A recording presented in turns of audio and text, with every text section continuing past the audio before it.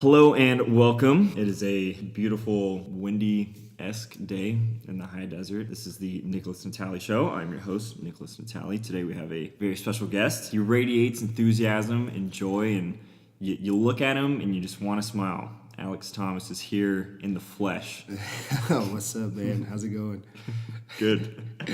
Yeah, so let's just start off with what's your background? Tell me a little bit about your family, your upbringing. Okay. Well, I was born and raised, man, Catholic. I don't know if you know this. I did not know that. I was born and raised Catholic. My parents, they were like church every Sunday, mandatory, or you get that belt. Ooh. Get that belt out kind of scared thing, and Yeah.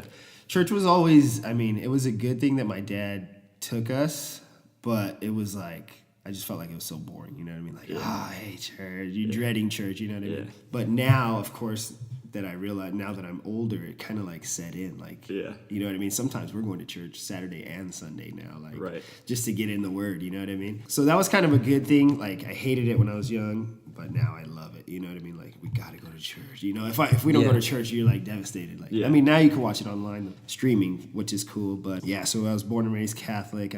Both parents had a lot of love, For you and for each other. Yeah, and for each other, yeah. That's good. For sure. So that was a good thing. Siblings? My brother, I actually have a few siblings. So I have my older brother that Mike. And then from my dad's previous marriage, we have older siblings. Oh, wow. So I have 2 older brothers and 2 older sisters, and they're like in their 50s. Wow. Yeah. So I have not know I that. have nieces and nephews that are older than me, which is a trip. Interesting. Yeah. Do you pull the uncle card on them still? I still pull the uncle card. Okay, You know what that's I mean? good. Like, when I was a baby, you know what I mean? I'm like, hey, first put on the cartoons, and then you guys can do what you got to do.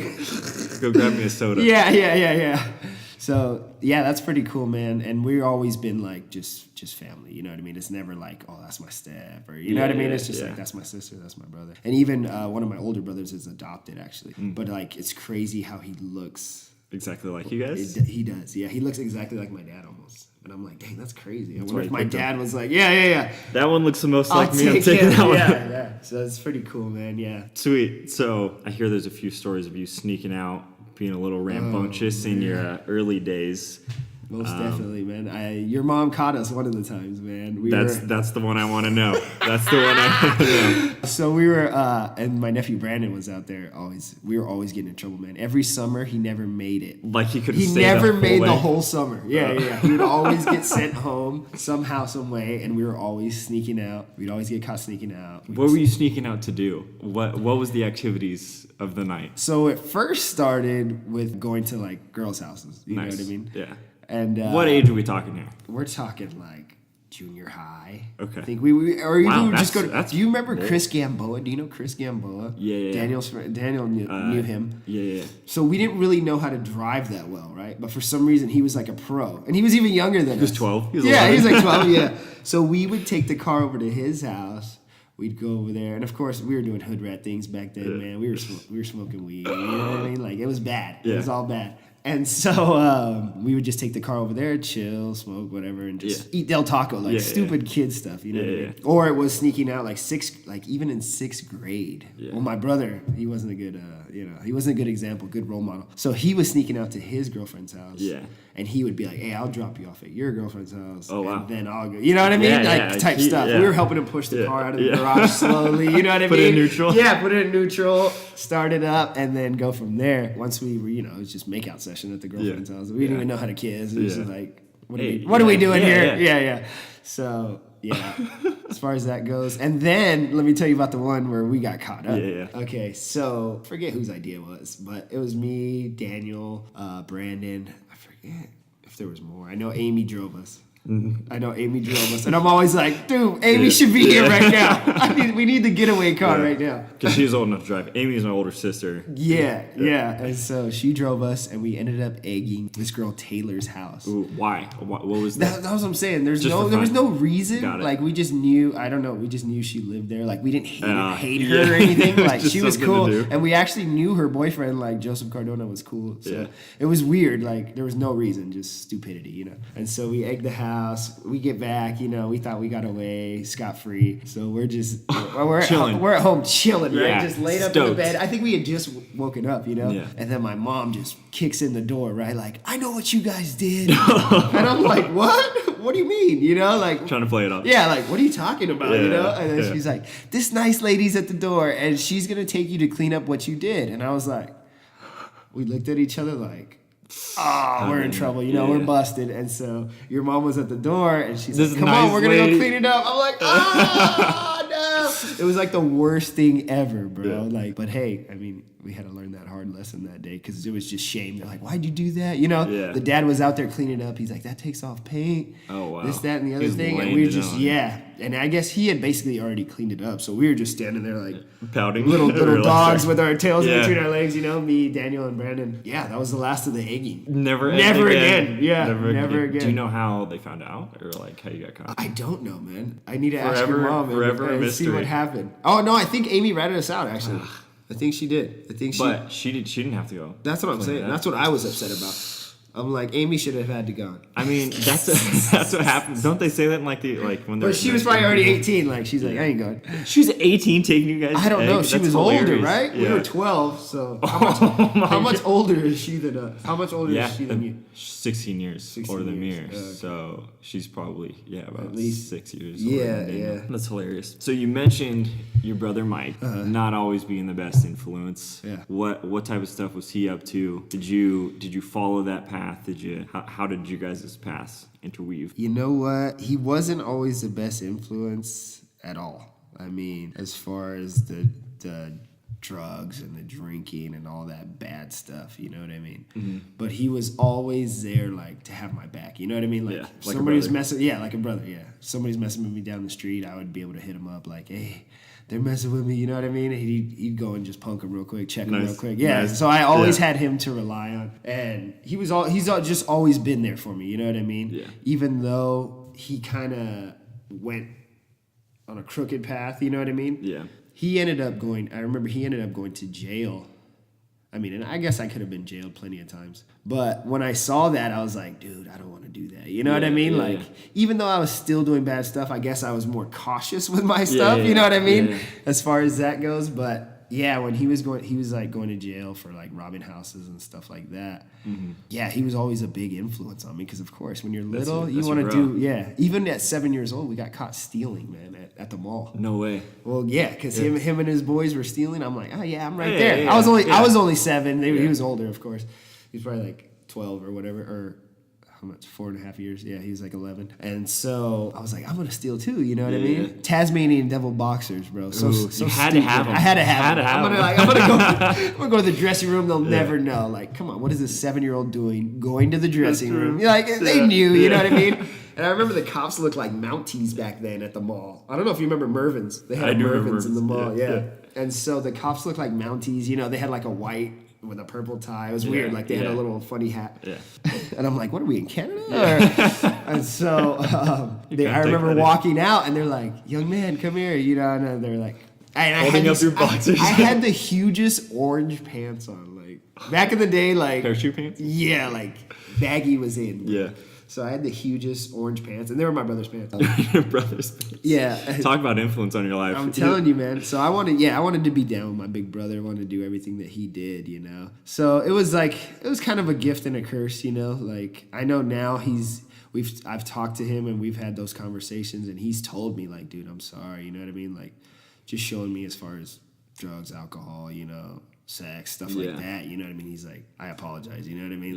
Yeah. I didn't want it. But as far as that goes, I mean, we're our own man, you got to make your own decision, you know what I mean? I didn't have to follow what he was doing, you know what I mean? I didn't have to go and do those things. So at the end of the day, I don't blame him for anything that, you know, that happened in my life. As far as that goes, he's always been a blessing, you know what I mean? Yeah. So when he went to jail or whatever, were you, in that moment specifically, were you motivated to be I kind of need to step back? Or is it more I'm concerned for my brother? Or is it I'm just going to keep following the path that he was on because that's what I know? Yeah, it was kind of an eye-opener where you're dude, I need to chill, And I think while he was in jail, I was like, I'm not gonna be doing any of that stuff. Yeah. You know, as far as that goes. Now, when I got out of high school, it was just a whole different story. You know what I mean? Like I went back to the old ways. You know, like a dog goes back to his vomit. Yeah. But yeah, it was just kind of an eye opener. Like, dang, I definitely don't want to do that. Yeah. I guess maybe more cautious. You know what I Yeah. mean? But yeah, it was definitely some realization there. You know. Yeah, sweet. There was, I don't know this person pretty much at all. I only know the name, but you had a best friend, Ben Bennett. What role did he play in your life? Huge, man. So me and Ben Bennett we were road dogs. Yeah. We were like, I known him since first grade, just as long as Steve, you know. Yeah. Kindergarten, first grade, around there. We went to Liberty. We were Liberty Lions. Wow. Yeah. To this day. Yeah, to this day, baby. So me and him hung out. I mean, he was my best friend, you know, daily, you know. Even in 7th grade, I remember, it's crazy how it worked. Because we had every single class together except 7th period. Wow. So he just went in, switched that. We had every single class together. So like we were inseparable, you know what I mean? We were ebony and ivory, man. Yeah. And so That's the best. Yeah, and so we were together all the time, just hanging out. If he wasn't there, it would suck. You know what I mean? If I wasn't there, it would suck. Because we were always just together hanging out. That's the team right there. Yeah, and most of the time, man, we were doing stupid stuff. We were smoking. We were getting high. We were just caught up in the world, man. Basically, you know what I mean? When we were young, I mean, the music was a huge influence on us. Like, really? Yeah, I would say so, because you just think you're just listening to. Yeah, and it's just them feeding talk you. about drugs. They're talking about sex. They're talking about all these things, and that's what you're listening to. It's on a loop. You know what I mean? In your head, and you're like, why am I thinking about all these things? Dude, that's what you're listening to. Yeah. Or you're watching movies like that. You know what I mean? And it was just like, we were just caught up in the world. We were going to raves. We were doing everything together, you know what I mean, that we shouldn't have been doing, you know? But like I said, I was raised Catholic. He was also raised Catholic. So we were going to church, confessing those sins, and then right back. You know what I mean? There was no transformation. There was no rave on Holy Saturday, Spirit. Church on Sunday. Church on Sunday type thing. And so we were always hanging out, man. And then he even got a job at Costco while I was there. But I don't know, it was weird because we were kind of distant after high school. Interesting. And so we weren't hanging out as much as we were, right? And so I think his family had even moved down the hill. I forget if he was staying up here or something like that. But even at Costco, we were just kind of distant, you know. Yeah. I was still doing bad things. Yeah. I think I was even selling weed to the managers Oh, wow. inside of Costco. Yeah. Dude. Gotta. Yeah, it was bad. I won't name any names, but yeah, like dude was telling me, "Hey, bring it right in here." You know what I mean? Put it right here, and this, that, and the other thing. And I'm like, dude, I'm not trying to get fired. You know what I mean? And so he's like, "No, it's cool, go." Yeah. And so I'm not wearing a wire. Right? Yeah, exactly. I don't know. Your tie looks a little different today. Exactly, bro. And so so we were kind of distant, and then he was hanging out with one of my friends, Dennis, a lot, and our other friend Vince. And I knew they were up to no good, you know. And they just wanted to drink and party. Yeah. And so he had moved, and then I hadn't seen him for probably about 2 or 3 years. And then I forget who told me. Somebody called me, you know, was like, "Hey, Ben's dead," you know. Oh man. And I was just like, I was blown away, bro. I was like shocked, you know, like it didn't feel real, you know what I mean? And I was like, no, he's not, you know, and I was like, I have to go down there and see and whatever. And so I remember going down there, and his parents were just like devastated, bro, right? Like, it was just like a sad moment, right? Yeah. Mind you, I think my son was in the hospital. He was born premature at like 5 months. Oh, geez. Yeah. So it was just like, I think that's actually when I got the call or the text. I was at dinner with my family. We had just seen my baby in the hospital, you know, in the incubator, in the ICU. Yeah. And so it was just like heavy, you know, like, dang, you know. Yeah. I was just both of these things simultaneously. Yeah. So I had it was some hard times, man. I had some tears in my eyes, and I was just like, Ben's dead. And my parents were like, what? You know what I mean? Tripping out. Because they knew him too. Yeah. Oh, yeah. Grew up together. Yeah, they were like, no way. And so nobody had known, of course, how he passed away. You know, of course, I was scared about. I was like, please don't let it be like overdose or something like that. Come to find out, though, it was a mixture of the pills and alcohol. So 2 downers. You know what I mean? Ended up just slowing his heart rate down so much that it just stopped his heart. And so his mom found him in his bed at night. And I was just like, I was devastated, man. And, you know, we went to his funeral, and it was just like something inside me, like I had to say something. I had to go up there and say something, you know. And, you know, public speaking, once again, the 100 or more people there, 200 people there. You know what I mean? Like, it was flooded. Like, the church, people were outside. Yeah. And I didn't want to get up there, right? Yeah. And my dad was there, and he's like, you need to go up there and say something. You know what I mean? And I was like, and I felt like I had to. Yeah. And I was like, I can't, you know, I can't. Yeah. And I'm just sitting there, and then I just get up, and I just go, you know, and I was just like, I just laid the heart out there, you know what I mean? Just said what was on my heart, and I was like, you know what? I hadn't seen Ben in a long time. I was just getting choked. I felt like I was just like, you know, I like crying like a little kid. I felt like I was up there saying that, talking like that.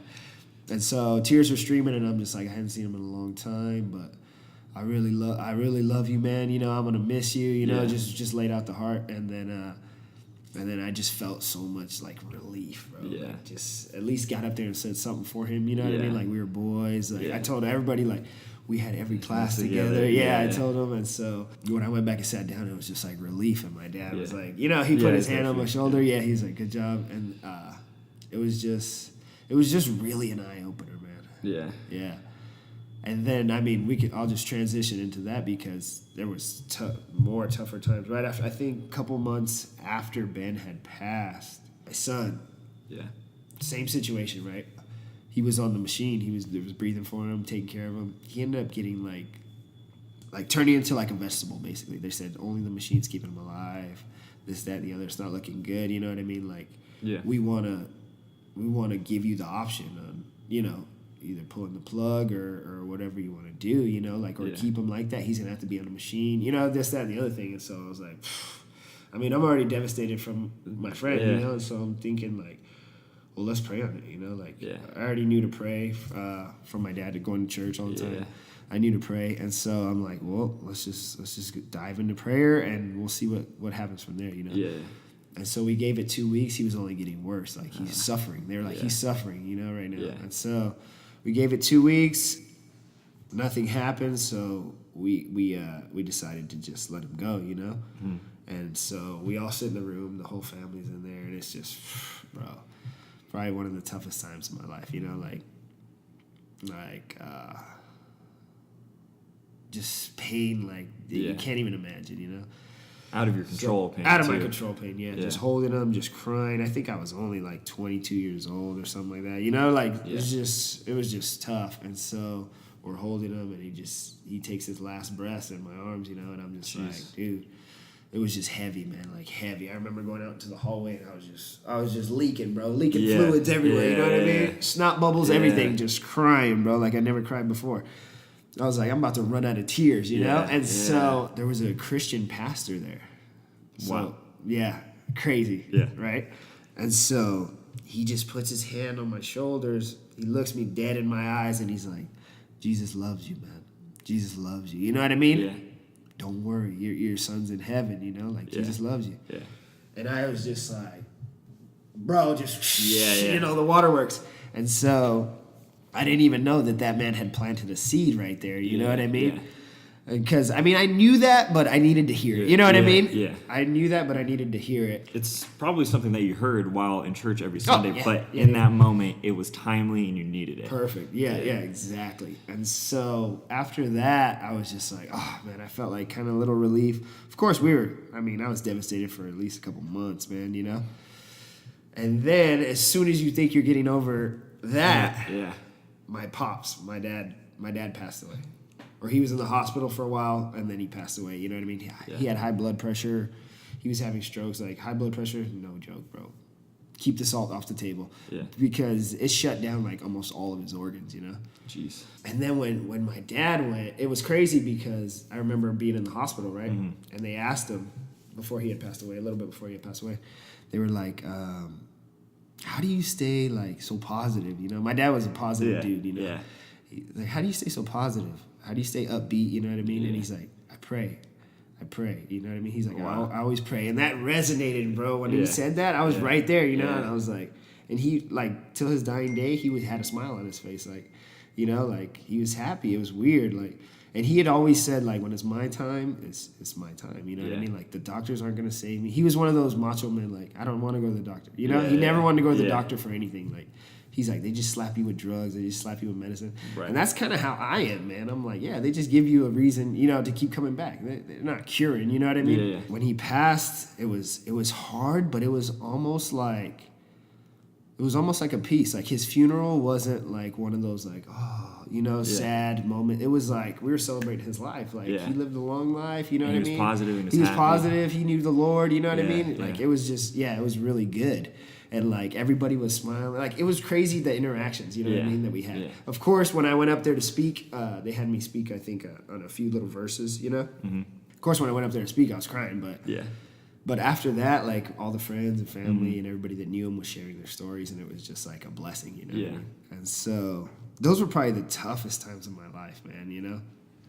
But God definitely restored everything with the family that I have, you know, my wife, my 2 children. Yeah. I mean, like, the 3-for-3 deal almost, you know what I mean? Yeah. Like, I lost 3, but I gained 3 at the same time, so it's just, I mean, now I can minister to people, you know what I mean? Yeah. Like, I know what you're going through, you know, I've lost. And it's crazy because I was at one of the men's retreat, HCC, just recently. Yeah. And there was this lady just bawling, right? And she's like, I just lost my husband. Oh, dang. Yeah. And so I told, you know, I shared my testimony with her, like, look, I've lost a lot. God's going to restore that joy, you know what I mean? Like, for real. Yeah. So you don't have to worry about anything, yeah? I might need a tissue up in here. Just one on the counter there? There should be one on the counter? Yeah, so, I mean, God has a purpose for everything you go through, you know what I mean? It's crazy how it works because you're not going to see it at that time. Yeah. You're just going to be like, dang, Lord, why? Yeah. Why me? Yeah. Because that's some devastating stuff, you know? Yeah.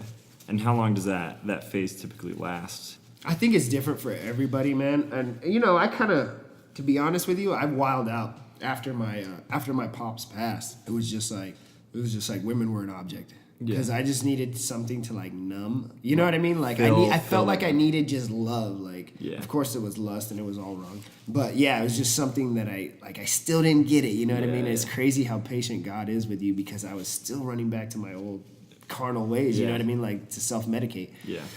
It was tough, man. It was pretty tough. But, I mean, once I met my wife... And we were dating. Well, I didn't know she was my wife then, you know, but we were dating and stuff. Was it different, though? Since you had been interacting with all those other women, was it different? It was, bro. It really was. Like, she was a good girl, you know what I mean? She wasn't the one, like, giving it up first night, you know what I mean? Yeah. So it was different, like, where you're like, okay, she's not playing no games, you know what I mean? Yeah. And then we had the whole argument about church. Oh. Which almost... broke our relationship. Yeah. It was the whole thing, like, and it's crazy because I had been to HTC. Allie had taken me to HTC before. Wow. Your sister. And this was when I was 12 years old. Uh-huh. Of course, went over. Little did I know there was a little tiny seed in there. Yeah. A little mustard seed in there. Because I was just going for the fun. You know what I mean? I think we went to see, like, Prince of Egypt. And, like, we played. It was like an overnighter. We were playing broom ball and the hockey. Broom ball. Nice. Yeah, it was pretty cool. But my wife, we were arguing, right? So I'm like, no, you need to come to my church. You know what I mean? She's like, no, I won't go. She's like, I won't go to the Catholic church. You know what I mean? She already knew. Yeah. And so I'm like, well, God's everywhere. So why can't you come to mine? You know what I mean? Like, try to hit her with that. You know what I mean? Like, and then so we almost broke up. She's like, fine. Well, then you need to date somebody that's Catholic then maybe, you know? Yeah. And I was like thinking about it. Like, and then so we hung up. We were mad. We were upset. You know what I mean? She was all crying. And then I really just prayed. I was like, God, you know, I'm full of pride right now. You know what I mean? I was like, just humble me, and you know what? I'm just going to start going to church with her. Yeah. It is what it is. Like I said, you're everywhere. Yeah. So why can't I go to, you know what I mean? Like, so I had to humble myself. And then we started going to church, and we just got convicted. You know what I mean? It was just like, you know, we were doing things backwards, you know? And it was just like, almost like, Pastor Tom was like speaking like directly to me, you know. Yeah. I'm like, did you tell him about us? You know what I mean? Like, whoa, what's going on? Why is he saying that? I just sunk down in my seat, like heavy conviction of like not doing things the right way. You know what I mean? You're coming to church, you're listening, but you're just totally different person when you leave. Living your life Monday through Saturday, and then same thing. Exactly, same thing. Yeah, coming on Sunday, like, oh, forgive me, Lord. Yeah, you know. No transformation. And so that's when we really started. We looked at each other, and I was like, you know what? I do love this woman. You know what I mean? I got to do the right thing. You know, like we got to do the right thing. So we even started to hold off. We're like, we're just going to wait till we get married. Yeah. And then not too long after, because I don't want to burn with desire. Yeah. I was like, that's a real thing. Yeah, that's a real thing, man. Real. Yeah. And I'm like, man, what am I doing? Let me stop messing around and man up, you know what I mean? And just marry this woman that I love. Yeah. And so we ended up proposing. I ended up proposing, and I did it in my room, like, because that's what my dad did. Oh, really? To my mom. So I kind of wanted to do it like that. And I put it like on a LeBron shoelace. Oh, nice. Because I would always buy her shoes, you know what I mean? Trying to make her a baller. Yeah. And so I put it on a shoelace, and then I ended up proposing to her. And then, man, it was just crazy how God is so patient with you, And then we finally started doing things right, you know what I mean? It's crazy. Once we got married, it was like, all right, we can't be still partying with our friends. You know what I mean? We still can't be drinking. We can't be at the club. Yeah. Because those convictions started to hit one after another. Like, all right, we're doing this wrong too. Yeah. All right, we're messing up here too. You know what I mean? Yeah. And so it's just been like a blessing, man. You know what I mean? And it's nothing like, it's hard to explain because it's not material or, you know what I mean? It's not having everything. Yeah. She's not the perfect wife. I'm not the perfect husband. It's just having that God-centered relationship. You know what I mean? And it's just like, wow.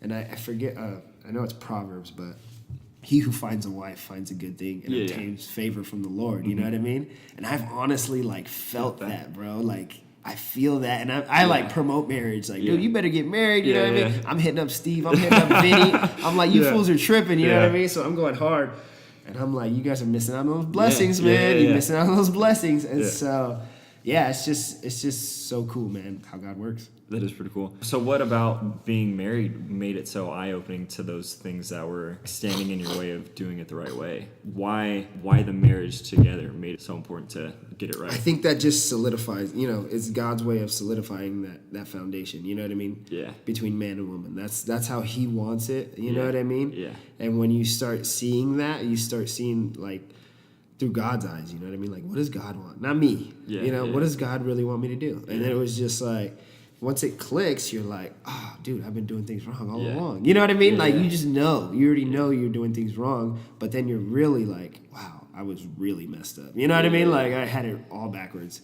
Yeah. And just because all the pain and hurt and suffering that the other stuff led to. You know what I mean? Like, those relationships that really meant nothing, they were just lust. You know what I mean? Yeah. How they ruin, like, everything, kind of just messing up everything you have going on, basically, you know what I mean? And then it's like this trust from God now. Like, before it was almost like, I'm doing this my way, and then I'm going to kind of put God's thing off because I don't think it's going to be as good as what I got kind of deal, and now I'm doing it right, and now you're trusting God, and then it's just so much more fulfilling. So much more fruitful. You know what I mean? You could just tell people like, hey, man, Yeah. Like, you're this doing is it great. wrong. Yeah. This is great. And it's nice that you can say, I think you're in the wrong here because you're experiencing something so great. And it's not out of like, I'm judging you, this is wrong. It's like, I want you to have something this good. I want you to get this. Yeah, exactly, man. I want you to have these blessings. You know what I mean? Like, it's just better to do it God's way, man. Because the other way, it's just pain and suffering. Yeah. It really is. Sweet. And you've got to live both sides of it. You're the walking testament of it. Exactly, man. Exactly. So then, your first child, your wife has a interesting birthing experience, right? Was it a vision? It's crazy, man, because she had it, so I don't really know. You know what I mean? So I'm going to try to explain it the best I can. She was in labor for like 22 hours, right? Wow. Yeah. That's a long time. Very long. I don't know why they didn't just have a C-section because she's small. They knew the baby was big. Yeah. I think they had the baby at like 8 pounds when she was, when she was like 7 months. Yeah. Or no, not 7 months. I'm sorry, at like 8 months. So we didn't think the baby was gonna grow that much, but she did. So she was in labor, and they're like, finally the doctor came in like, hey, she should have been over there. You know what I mean? Like, let's just do C-section. But my wife didn't want to do a C-section. She was like scared, and it's crazy because she was having like dreams that she was losing, like she couldn't breathe. Oh. She was having dreams that she couldn't breathe when she was with the baby. I'm like, well, you're probably sleeping on your back, you know what I mean? Yeah. It's probably nothing, we just wrote it off. Yeah. So we go in there, they're like, you gotta wait outside a little bit, because I think they wanted to cut her open or whatever, That sounds bad. Yeah. Dissecting it for us.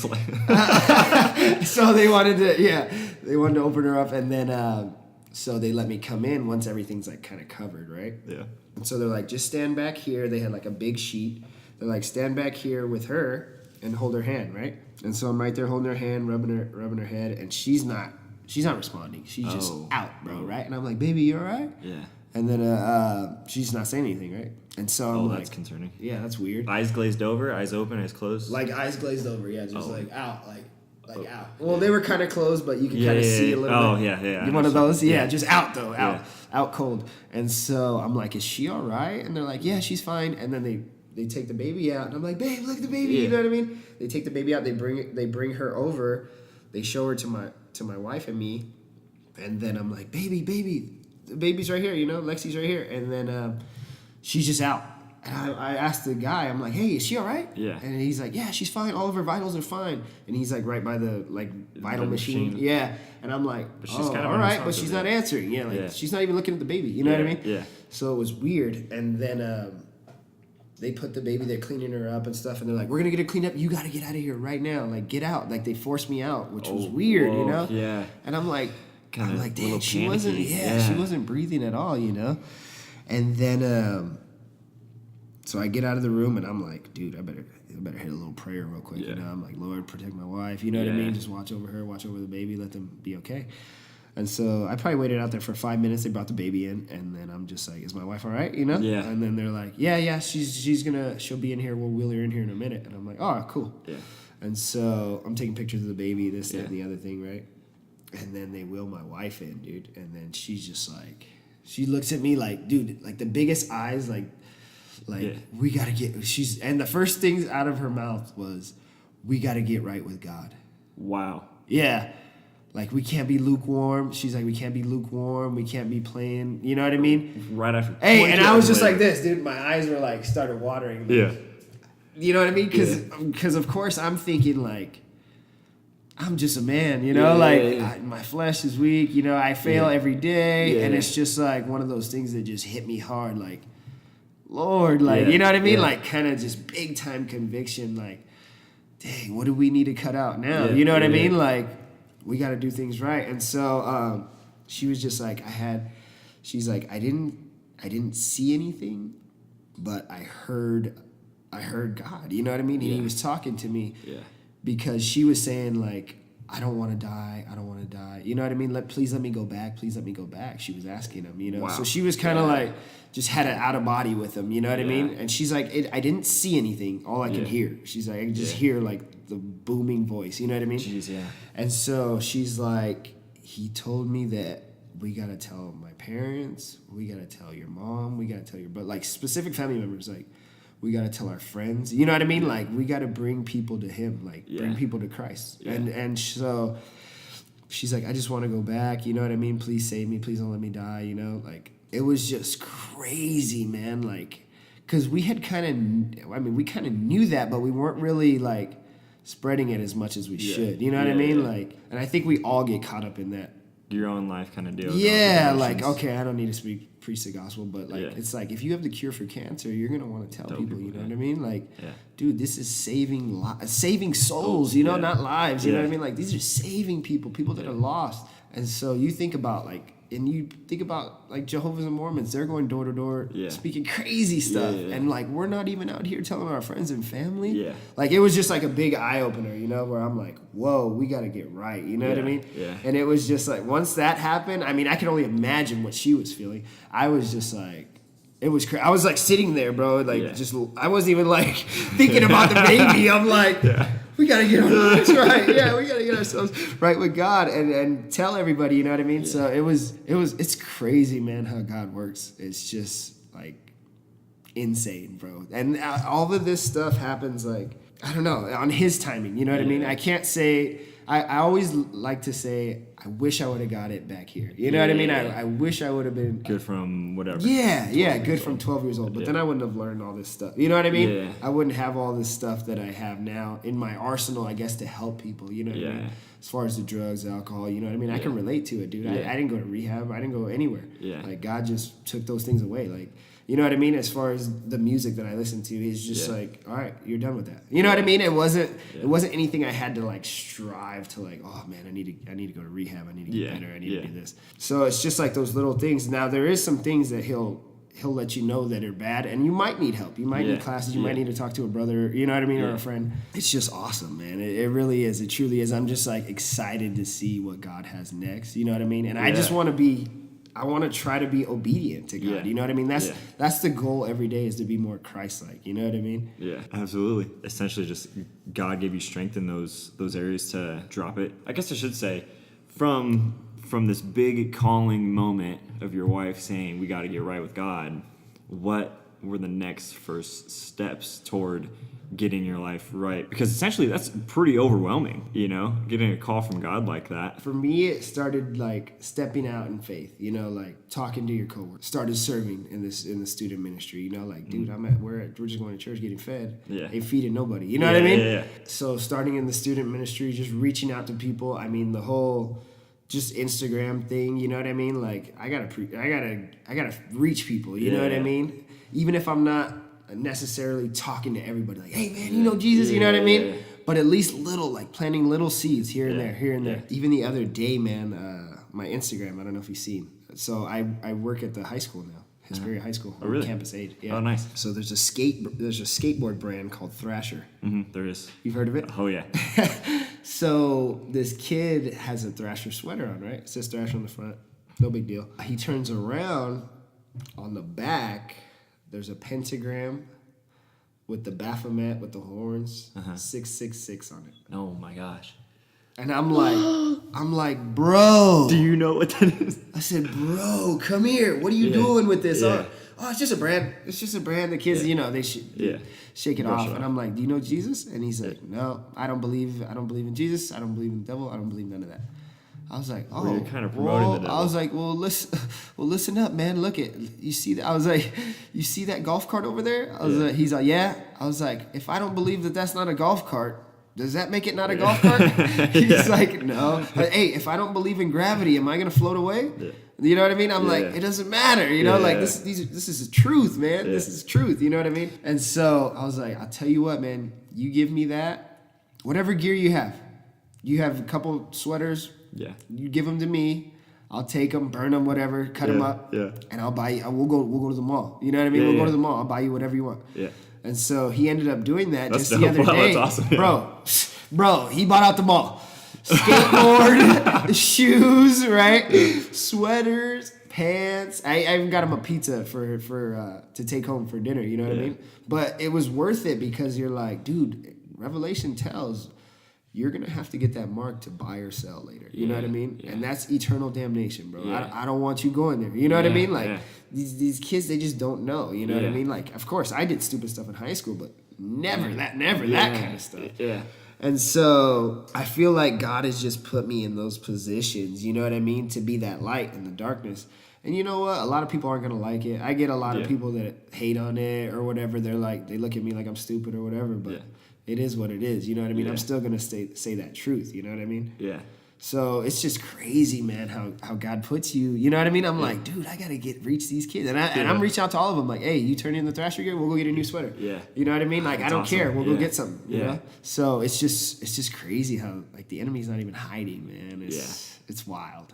Times are getting crazy. How are getting crazy? How do we, I guess just like that is reaching out to the people that don't know. Because you don't know what you don't know. And I think maybe there's that fear of reaching out to people of like, what will people think of me? But at the same time, it's not about you or me. Right. Like, that's not the point. Exactly. So... And that's what you have to really get over, because that was my initial fear, like, oh, they're not going to like, you know, because all high school, I just wanted to be liked. Yeah. I want everybody to like me. Everybody wants to be liked. Yeah. I want to be cool, you know, I want to fit in. But now it's like, I'm trying to be hated, man. Yeah. Once I read that verse in the Bible, you be hated for my sake, I'm like, oh, I want people to hate me. It's like, whoa, Alex, don't go too hard. You know what I mean? And so... Yeah, you're just like, how are they going to respond? You know, they might get mad at me. And then there's a fine line because I'm at the school. Mm-hmm. I mean, and they have Bibles at the school. The principal is actually a Christian dude. Mm-hmm.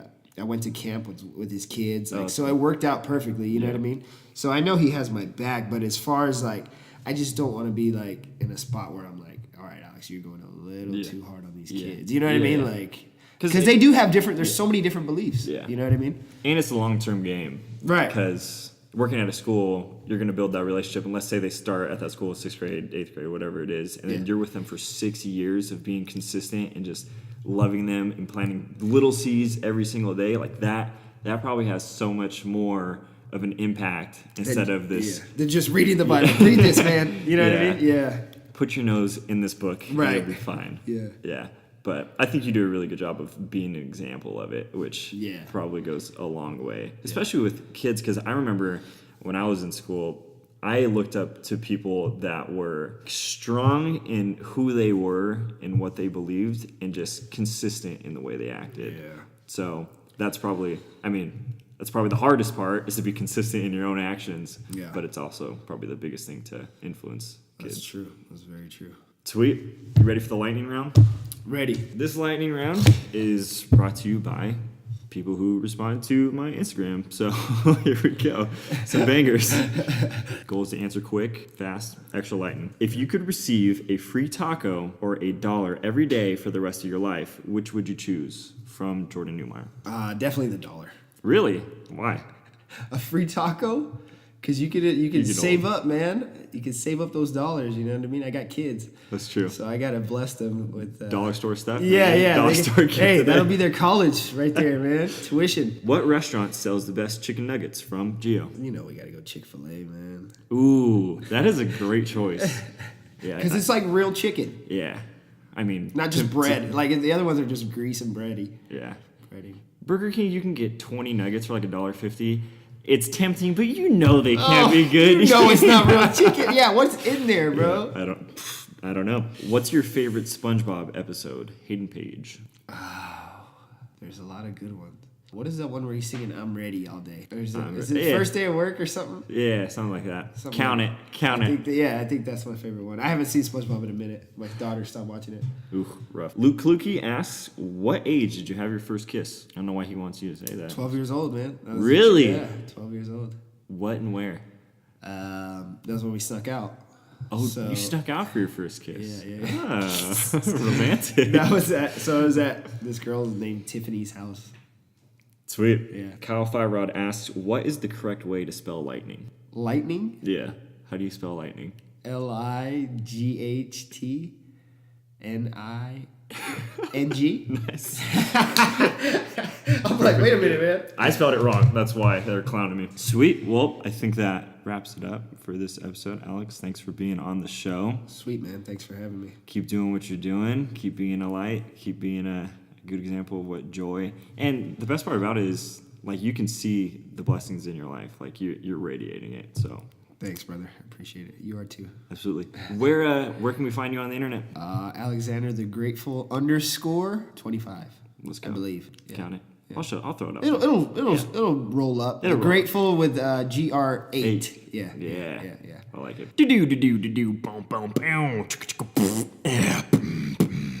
Thanks for listening. If you found Alex's story powerful, helpful, entertaining, educational, or any of the above, please share this podcast with a friend. Copy the link, share the freaking thing, do what you gotta do. Please rate this podcast with 5 whole stars. We want to be the podcast that reaches 100 5-star reviews the fastest. We are currently at 20. This week's reviewer of the week is Jersh, who says, "Lit my pants on fire. Why can't everyone be like Nickolas Natali? The world would be a better place." Thank you for that, Jersh. Although there would be a lot of Nickolas Natali shows if that were the case. Alex Thomas also gives financial advice for those of you who have questions about financial stability or want to learn the things that they haven't taught you in school. I suggest reaching out to him on Instagram and picking his brain. All right, until next week.